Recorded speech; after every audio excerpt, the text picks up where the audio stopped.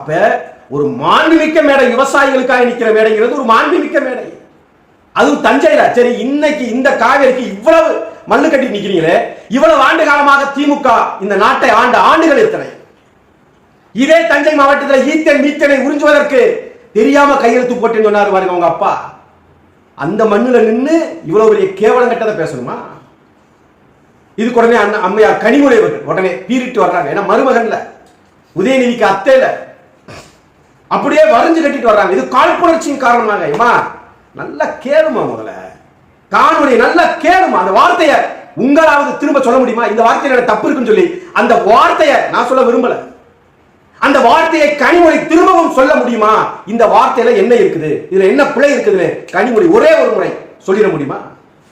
பாராளுமன்றத்தில் போராட்டம் பண்றாங்க, உதயநிதி ஸ்டாலினை கைது பண்ணாருன்னு. யோ, சட்டமன்றத்துக்கு முன்னால வந்து நின்று ஒரு போராட்டம் பண்ணாவது நியாயம் இருக்கு. யோ, அதுக்கு என்ன சம்பந்தம் இருக்கு? பாராளுமன்றத்தில் உதயநிதியை கைது பண்ணாதுன்னு கத்திட்டு. அப்ப எவ்வளவு அரசியல் இதா இருக்காங்க. இதுல அண்ணன் அன்புமணி ராமதாஸ் அவரு வந்து உதயநிதிக்கு ஆதரவா பேசுறாரு. இது காழ்ப்புணர்ச்சி, இந்த கைது ஏற்புடையதல்ல, அதுவல்ல, இதுவல்ல. ஐயா, உங்களுடைய மனைவி சௌமியா அன்புமணியும் இப்ப சட்டமன்ற உறுப்பினரா இருக்கிறாங்க.